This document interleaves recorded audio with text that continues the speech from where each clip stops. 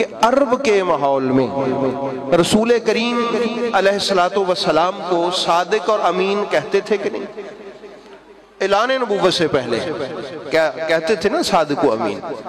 رسول پاک کا کریکٹر اس دور میں ایسا تھا کہ لوگوں کو بالاتفاق کہنا پڑا کہ واللہ محمد صادق بھی ہے، محمد امین بھی ہے۔ زمانہ جھوٹ سے بھرا ہوا ہے، محمد سچا ہے۔ زمانہ خیانت سے بھرا ہوا ہے، محمد سچا ہے۔ محمد امانت دار ہے، محمد امین ہے۔ بھئی یہ نعرے لگتے تھے کہ نہیں؟ یہ اعلان نبوت سے پہلے یہ نعرے تھے کہ معاشرہ جھوٹ سے پر ہے، معاشرہ خیانت سے اٹا پٹا، لیکن محمد سچا بھی ہے، امانت دار بھی ہے۔ یہ مشہور تھا کہ نہیں تھا؟ تو احباب گرامی اب دوسری طرف چلے جائیں، چونکہ یہ جو ہستیاں ہیں حضرت سیدہ خدیجہ اور محمد مصطفیٰ، ان کا ملاپ ہونا تھا۔ کیا ہونا تھا؟ ملاپ ہونا تھا۔ بڑی ایک میں خوبصورت بات آپ کے سامنے رکھنے جا رہا ہوں عظمت سیدہ خدیجہ الکبریٰ سلام اللہ تعالی علیہا کے حوالہ سے۔ اچھا، وہاں عرب کے ماحول میں، اس ماحول میں سیدہ خدیجہ کا لقب مشہور تھا طاہرہ۔ کیا لقب مشہور تھا؟ طاہرہ۔ اس دور میں اور ان ایام میں ان کو طاہرہ کہا جاتا تھا، یعنی پاکیزہ ترین۔ کیا کہا جاتا تھا؟ پاکیزہ ترین، پاکیزہ ترین۔ اچھا، آپ کیا سمجھتے ہیں کہ اس دور میں اور بھی عورتوں کا یہ لقب تھا؟ نہیں احباب گرامی، وہ ایسا دور تھا کہ جس دور میں رسول پاک علیہ السلام نے آ کے وہی چیزیں تو ختم کی۔ کیسا دور تھا کہ نکاح کا تو رواج ہی نہیں تھا۔ اور میں ایسے بڑے بڑے خوشبخت لوگوں کو بائی نیم جانتا ہوں کہ جب ان کی ولادت ہوئی تو لوگوں کو بلایا جاتا تھا کہ پہچانے یہ جو 3-4 لوگ ہیں، ان میں سے کون اس کا باپ لگتا ہے شکل و صورت سے۔ ایسے تھا رواج۔ 10 ایک عورت کے خامد، 4 ایک 5 ایک عورت کے خامد، تو ان کو نہیں کہا جا سکتا، پتہ نہیں وہ کیا ہوتے تھے اس دور میں۔ اور ایسا دور تھا کہ وہاں کوٹھے تھے، چکلے تھے، جھنڈے لگے ہوئے تھے، بڑے بڑے خاندان تھے جن کے نام مشہور تھے کہ فلاں کا مکان بڑا مشہور ہے، وہاں ایسے ہوتا ہے۔ ایسے بدترین ماحول میں جو طاہرہ تھی وہ سیدہ خدیجہ۔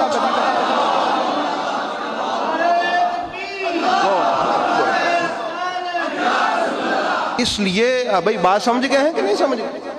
آپ کو ماحول کی سمجھ آئی ہے؟ رسول پاک علیہ السلام آپ نے آ کے یہی تو چیز ختم کی۔ میں آپ کو ایک مثال دے دیتا ہوں۔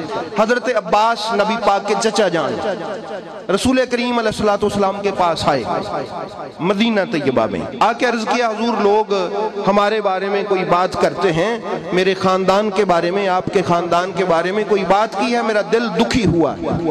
رسول پاک علیہ السلام کے یہاں وہ جو رگ ہوتی تھی نا، جو غصے کے وقت نمایاں ہوتی تھی، وہ ظاہر ہوئی، آنکھیں سرخ ہوئی۔ آپ نے فرمایا بلاؤ سارے لوگوں کو مدینے کے۔ لمبا خطبہ دیا، اس میں آپ نے کیا ارشاد فرمایا تھا؟ فرمایا لوگو ہم نکاح والے ہیں۔ یہ بڑی ایک میں آپ کو بڑی بات بتا رہا ہوں۔ فرمایا باتیں کرتے ہو، ہم یہ گھرانہ محمد کا نکاح والا گھرانہ ہے۔ بتایا کہ لوگوں یہی تو وہ گھر ہے کہ جب نکاح کا رواج نہیں تھا تو ہمارے گھر میں نکاح ہوتا تھا۔ تو حضرت سیدہ خدیجہ الکبریٰ ہوں، رسول پاک کا گھر ہو، یہ پاکیزگیوں کا مرکز پہلے بھی تھا، اب بھی ہے۔ اب حضرت سیدہ خدیجہ کا لقب کیا تھا؟ طاہرہ۔ کیا تھا؟ اور وہاں کے حالات کیا تھے وہ آپ نے سن لیے۔ واللہ بخدا یہ آپ قرآن کریم کی تفاسیر میں پڑھ سکتے ہیں. سورہ النور کی کبھی آپ تفسیر پڑھ کے دیکھیں، تاریخ نہیں، تاریخ کی کتاب کی میں آپ کو بات نہیں کر رہا، آپ کو وہاں ملے گا بہت سارے مفسرین نے لکھا ہوا ہے، چونکہ وہاں زنا کے احکام بیان ہوئے بہت زیادہ سورہ النور میں. اس کی اللہ تعالیٰ نے بہت بیخ کنی کی اور بڑے سخت احکام نازل فرمائے سورہ النور میں زنا کے حوالہ سے. تو وہاں ان آیات کی شرح میں عرب کے سارے حالات درج ہیں کہ عرب کے حالات کیا تھے. زنا نہیں سمجھا جاتا تھا. ایسے ایسے لوگ کہ جن کے 4 10 باپ ہوتے تھے، لوگ بڑے فخر سے کہتے تھے، کوئی اس کو عیب نہیں سمجھا جاتا تھا. اس دور میں ایسی عورتیں ایسے لوگوں کی مائیں تھی کہ جن کو پتہ ہی نہیں تھا کہ ہمارا باپ کون ہے. ایسی ہستیاں موجود تھی. اس دور میں کوئی طاہرہ تھی تو سیدہ خدیجہ الکبریٰ تھی. لوگوں میں مشہور تھا کہ یہ طاہرہ ہیں، طیبہ ہیں، پاکیزہ ہیں. تو احباب گرامی، چونکہ اللہ نے ان کو ملانا تھا، ادھر الطیبات للطیبین والطیبون للطیبات، پاک مرد اور پاک عورتیں، پاک عورتیں اور پاک مرد. اللہ نے فرمایا یہ میرا اصول ہے. اب سیدہ خدیجہ الکبریٰ کتنی پاک تھیں، آپ اس کو محمد عربی کی پاکیزگی پہ پرکھ سکتے ہیں. کتنی پاک تھیں، اس پہ آپ اس کو پرکھ سکتے ہیں. تو اس لیے احباب گرامی، سیدہ خدیجہ الکبریٰ سلام اللہ تعالی علیہا آپ وہ ہستی ہیں کہ جن کو رسول پاک سرکار نے اپنے نکاح میں جب لیا تو اس سے پہلے کا ایک میں واقعہ عرض کر دوں. مکہ میں قحط پڑ گیا، پریشانی بن گئی، ٹینشن بن گئی، مکہ میں پرابلم آ گیا. حضرت ابو طالب چونکہ سردار مکہ تھے، انہوں نے کہا کہ یار ایسا ہے کہ یہ جو بی بی خدیجہ ہیں یہ مالدار ہیں، ان کا بڑا بزنس ہے، یہ جو ہے ان کو کہتے ہیں کہ کوئی امین آدمی، امانت دار، ان کا قافلہ بزنس کا وہ جو لے کے جائے، کاروباری وہ جو سسٹم ہے، مال ان کا، تو اس کو لے جا کے وہ ملک شام کی طرف لے جا کے فروخت کرے تاکہ وہاں سے کافی منافع ہو اور مکے کے لوگوں میں تقسیم کیا جائے. ان کی جو قسم پرسی ہے، ان کی جو بری حالت ہے، ان کو ذرا آسرا ہو جائے گا. حضرت ابو طالب علیہ السلام نے روایات میں ہے کہ فال مکے والوں نے ڈالی تو وہ فال میرے نبی کے نام کی نکلی، اور ہے بھی ایسا ہی تھا. سب نے کہا کہ واللہ بخدا یہ جس شخصیت کی فال نکلی ہے اس سے امین تو کوئی ہو ہی نہیں سکتا. حضرت ابو طالب نے بی بی خدیجہ پاک سے مشورہ کیا. اب قافلہ تیار ہوا، سواریاں تیار ہوئی، مال لوڈ ہوا. اب رسول پاک علیہ السلام جب روانہ ہونے لگے تو مکے والے مکے کی سرحد تک روانہ کرنے کے لیے گئے. نبی پاک کے پاک پھپھو جان حضرت سیدہ عاتقہ رضی اللہ تعالی عنہا وہ آگے بڑھی اور لوگ دوسرے بھی رو رہے تھے.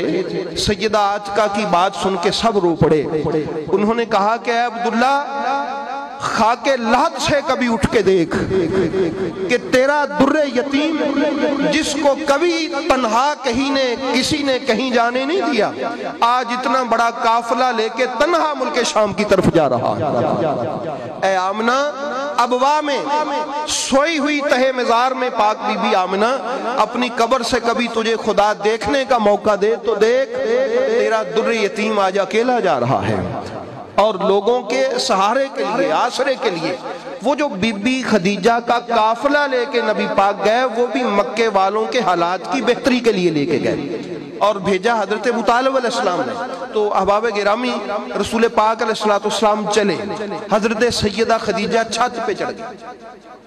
آپ کیا دیکھتی ہیں؟ آپ نے اپنے غلام میسرہ کو کہا کہ یہ خوبصورت سواری، اس پہ یہ پالان، یہ ہودج کس لو، پاک محمد کو اس پہ بٹھا کے لے کے جانا ہے.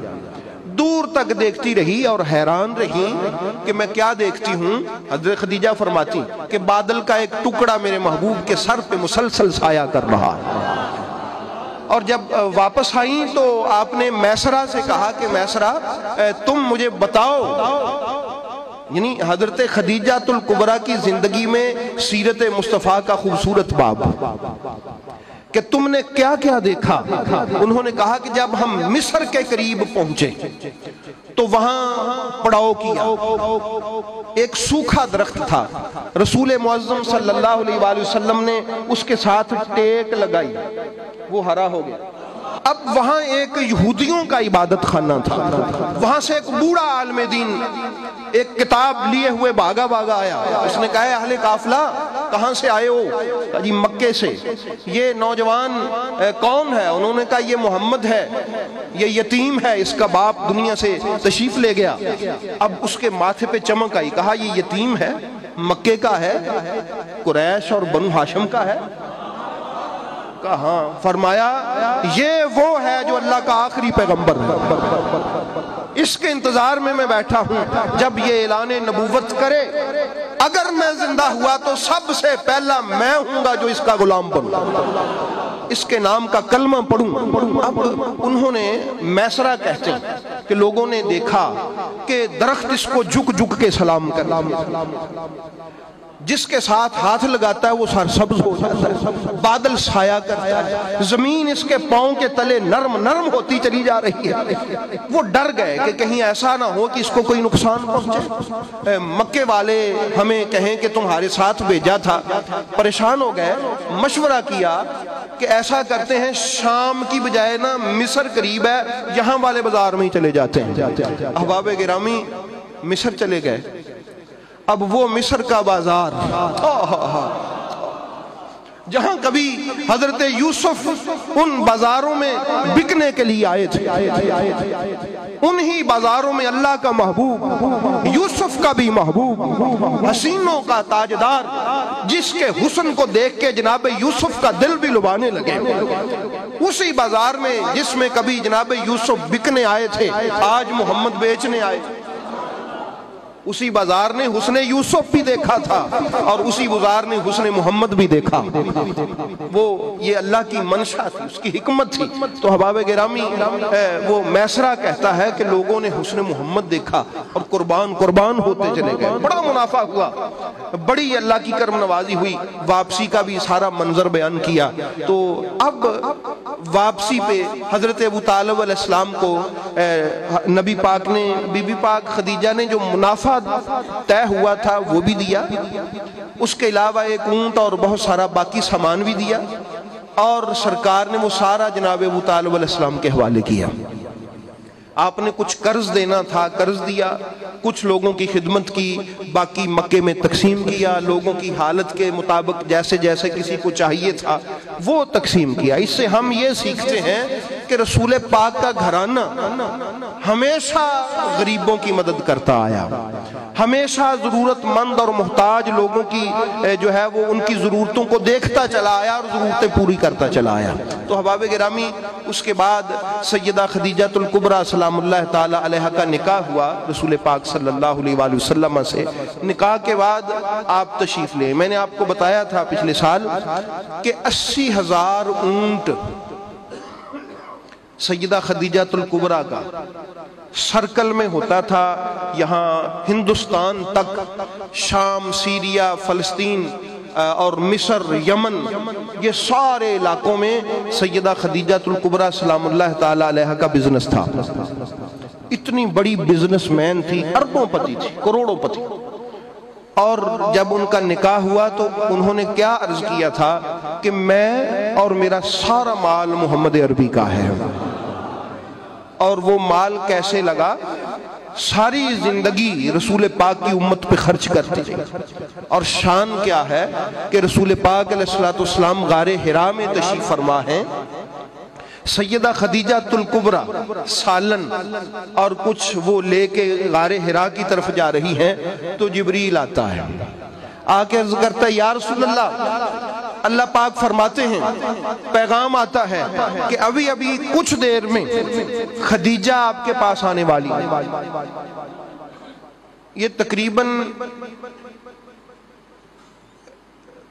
2 کلومیٹر اونچائی ہے اس کی، غار حرا کی نیچے سے اوپر کی طرف۔ سیدہ خدیجہ وہاں سامان لے کے جاتی، جب آ رہی تھی تو فرمایا اللہ فرماتا ہے یا رسول اللہ کہ جب خدیجہ آئیں ان کے ہاتھ میں برتن ہے، سالن ہے، آپ کے کھانے کا سامان ہے، ان کو کہیے گا کہ رب آپ کو سلام کہتا ہے۔ اور یا رسول اللہ جب اللہ کا سلام کہہ دیں تو میرا بھی سلام کہہ دیجیے، میرا بھی سلام کہہ دیجئے گا۔ یہ شان سیدہ خدیجہ الکبریٰ کی، حضرت سیدہ خدیجہ کو رسول پاک نے سب سے پہلے کہا کہ اے خدیجہ اللہ آپ کو سلام کہتا ہے، تو سیدہ خدیجہ الکبریٰ نے فرمایا وہ تو خود سلام ہے، اللہ تو خود سلام ہے، جبریل پر بھی سلام ہو، یا رسول اللہ آپ پر بھی اللہ کا سلام ہو۔ یہ شان تھی حضرت سیدہ خدیجہ الکبریٰ کی۔ اور زندگی کا انداز کیا تھا کہ رسول پاک کو گھبرائے ہوئے دیکھا، پریشان دیکھا، ملال دیکھا، پوچھ لیا یا رسول اللہ آپ کے چہرے پہ پریشانی ہے، آپ ٹینشن میں ہیں، پریشان کیوں ہیں؟ نبی پاک نے فرمایا وہ میں نے دیکھا میرے وہاں کچھ لوگ ان کے پاس مکان نہیں ہے، چھت نہیں تھی، ان کا لباس بڑا بوسیدہ تھا، کھانے کے لیے کچھ نہیں تھا، تو میری طبیعت بھر آئی ہے ان کو دیکھ کے۔ سیدہ خدیجہ پاک نے وہاں سے اشرفیوں کی تھیلیاں والا ایک باکس نکالا اور یوں رکھنا شروع کیا ایک دوسرے کے اوپر، یہاں تک آ گیا اور وہاں سے آواز دی یا رسول اللہ یہ سارے پیسے آپ کے امتیوں کے ہیں۔ رسول پاک علیہ السلام مسکرائے، وہ دیوار گرا کے کہا، وہ جو دیوار تھیلیوں کی بنائی تھی، گتھلیاں چپایا، وہ جو تھیلیاں تھی، عرض کی یا رسول اللہ آپ کی اس ایک مسکراہٹ پہ خدیجہ کا سارا مال قربان۔ اس طرح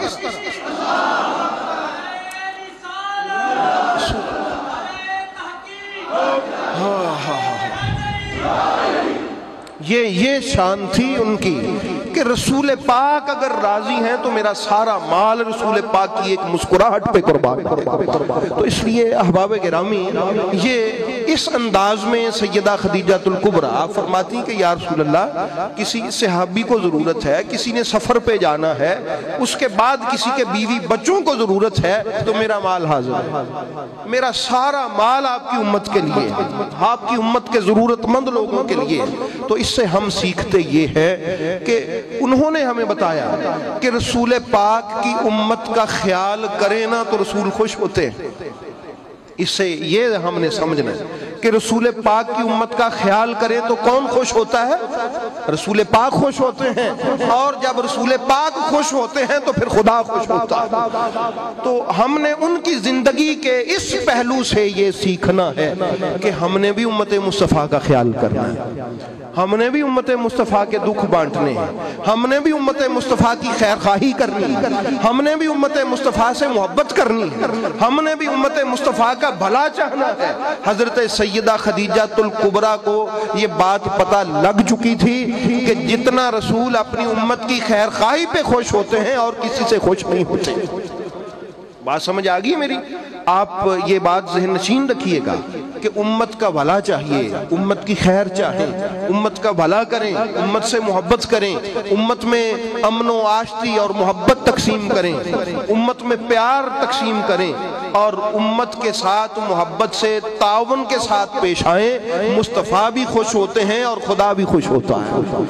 یہ میسج ہے آپ کی زندگی کا ہمیں، اور اس قدر پیش کیا واللہ بخدا، اس قدر پیش کیا کہ جب آپ کا وقت وصال تھا نا تو نئی چادر خریدنے کے پیسے نہیں تھے سیدہ خدیجہ الکبریٰ کے پاس، جو بھی آتا تھا سب کچھ تقسیم ہو جاتا تھا۔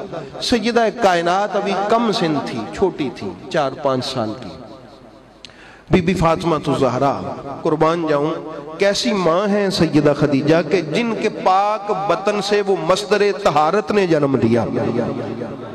طہارت کا جو مرکز ہے سیدہ زہرا سلام اللہ تعالی علیہا، وہ سیدہ فاطمہ الزہرا جن کی کوئی بھی نظیر نہیں ہے، جن کی کوئی مثال نہیں ہے، ان کی ماں ہے سیدہ خدیجۃ الکبریٰ، جن کے بطن اطہر سے حسنین کریمین جیسے لوگ کائنات میں تشریف لے کے آئے، ان کی ماں ہے سیدہ خدیجۃ الکبریٰ سلام اللہ تعالی علیہا۔ سیدہ فاطمہ الزہرا کو بھیجا اور میں اپنے بابا جان سے کہیں کہ میری ایک خواہش ہے، کچھ نہیں مانگا، ساری زندگی سب کچھ قربان کیا، خواہش بھی کی تو کیا خواہش کی، میری خواہش ہے کہ وہ چادر جو وحی کے نزول کے وقت آپ کے کندھوں پہ ہوتی تھی، اگر آپ کفن میں مجھے وہ دے دیں تو میں ذرا خوش ہو جاؤں۔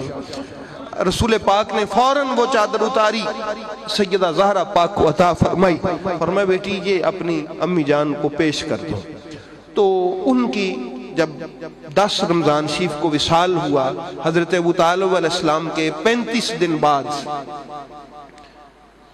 پہلے حضرت ابو طالب وصال فرما گئے، وہ بہت بڑا دکھ تھا نبی پاک کے لیے، تکلیف تھی، آسرا تھا، سہارا تھا، اور پھر سیدہ خدیجہ وصال فرما گئیں۔ اماں جی عائشہ صدیقہ سے نبی پاک نے ان کا تعارف یوں ہی کروایا تھا کہ عائشہ جب سب نے مجھے چھوڑ دیا تو خدیجہ نے مجھے اپنایا، جب سب میرے مخالف تھے خدیجہ میری مونس و ہمدم تھی، جب سب میرے دشمن تھے وہ میری دوست تھی، جب سب نے منہ موڑ لیا تھا وہ مجھ پر خرچ کرتی تھی، جب سارے میرے سے دور ہوتے تھے انہوں نے مجھے اپنی قربت سے ساتھ ساتھ رکھا۔ تو یہ حضرت سیدہ خدیجۃ الکبریٰ ہیں۔ جب ان کا وصال ہوتا ہے، ابھی جنازہ نہیں تھا، اس وقت جنازہ نہیں ہوتا تھا، رسول پاک علیہ السلام ان کی قبر کھودنے کے بعد خود ان کی قبر میں تشریف لے گئے، جنت المعلا میں اپنے چچا جان حضرت ابو طالب کی قبر اور حضرت خدیجہ کی قبر ساتھ ساتھ بنائی، اکٹھی بنائی، اور وہ سال عام الحزن ٹھہرا۔ وہ سال کیا ٹھہرا؟ غم کا سال۔ یا رسول اللہ یہ پورا سال ہی غم کا ہے؟ کہتے ہیں کہ 3 دن کا غم ہوتا ہے، ہم اس کو منا سکتے ہیں غم کے طور پہ، یہ سال غم کا ہے۔ تو بتایا تمہیں کیا خبر کہ ابو طالب اور خدیجہ کیا تھے، میری زندگی میں ان کا مقام کیا تھا، اور میرے لیے ان کا آسرا و سہارا کیا تھا۔ حضرت علی کے والد حضرت ابو طالب اور سیدہ خدیجۃ الکبریٰ، علماء فرماتے ہیں اللہ کے ولی کو بھی کوئی غم نہیں ہوتا، لا خوف علیہم ولا ہم یحزنون۔ اللہ کے ولی کی شان ہے کہ وہ کوئی غم نہیں کرتے، ان کو کوئی غم نہیں ہوتا، یہ تو نبی ہے، یہ تو رسول ہے۔ انہوں نے پورا سال غم، یہ کیا تھا؟ کہا کہ ان کی جدائی، ان کی تکلیف یہ ایک الگ مسئلہ تھا، لیکن ان دونوں کے چلے جانے پر آگے آنے والے اس سال میں جو مصیبتیں، جو مسلمانوں پر پریشانیاں، جو سرکار کے صحابہ پر مصائب، تکلیفیں، مظالم آنے والے تھے، نبی پاک علیہ السلام اپنے ان صحابہ کے مظالم سے غمگین تھے، پریشان تھے کہ جب بھی میرے کسی صحابی یا مجھے کوئی تکلیف آنے لگتی، حضرت ابو طالب آ گیا تھا اور کفار مکہ کو منع کرتے، بی بی خدیجہ اپنے تعلقات استعمال کرتی اور ان کو منع کرتی، وہ دونوں چلے گئے۔ تو اب کون ہے جو مسلمانوں سے ان کفار کا ہاتھ روکے گا؟ رسول پاک کو اپنی امت کا یہ غم تھا، اپنے صحابہ کا یہ غم تھا ان کے چلے جانے پر۔ تو اس لیے احباب گرامی ہم ان کو یاد کرتے ہیں کہ جن کے جانے پہ میرے رسول پاک علیہ السلام نے پورا سال غم کا سال کہا ہے، یہ سیدہ خدیجۃ الکبریٰ ہے۔ تو اس لیے ہمیں ان کی قربانیوں کو یاد رکھنا چاہیے، ان کی نسبت بھی تو بڑی بلند ہے۔ سرکار نے فرمایا تھا عائشہ مجھے اللہ نے اولاد اب میری اسی بیوی سے دی ہے، میری ساری اولاد حضرت سیدہ خدیجۃ الکبریٰ سے، اور میری کسی بیوی سے میری اولاد نہیں ہے، میری اولاد بھی اسی بیوی سے ہے، میری مونس و غمخار بھی ان دنوں میں وہ تھی، میری مدد کرنے والی بھی وہ تھی، میرے اوپر سارا مال خرچ کرنے والی بھی وہ تھی، اس لیے میں ہمیشہ ان کو یاد کرتا رہتا ہوں۔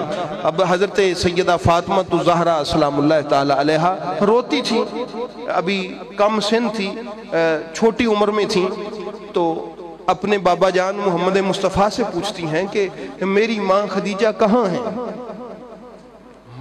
آپ اندازہ کر سکتے ہیں کہ 4-5 سال کے بچے کی ماں دنیا سے چلی جائے تو اس کی کیا کیفیت ہوتی ہے، اور وہ ماں بھی سیدہ خدیجہ الکبریٰ جیسی مونس و ہمدم بار بار پوچھتی، آتی، چکر لگاتی، بابا جان میری ماں کہاں ہے؟ تو حضرت جبریل آ گئے، عرض کیا یا رسول اللہ، اللہ پاک فرماتا ہے کہ اپنی بیٹی کو بتا دیں کہ تیری ماں موتیوں کے ان محلوں میں ہے کہ جہاں نہ کوئی شور ہے، نہ کوئی تکلیف ہے، نہ کوئی پریشانی ہے، میں نے اسے اس محل میں جگہ دی ہے جہاں راحت اور آرام ہی ہے۔ یہ حضرت سیدہ فاطمہ الزہرا سے رسول پاک نے فرمایا۔ اس لیے احباب گرامی ان کا جو منصب اور مقام ہے وہ یہ ہے کہ ان کی بیٹی سیدہ زہرا ہیں سلام اللہ تعالی علیہا۔ رسول پاک کی باقی بھی ساری اولاد اسی پاک بی بی سیدہ خدیجہ الکبریٰ سے تھی۔ تو دعا ہے کہ اللہ پاک ہمیں ان کے فیوز و برکات سے مستفیض فرمائے۔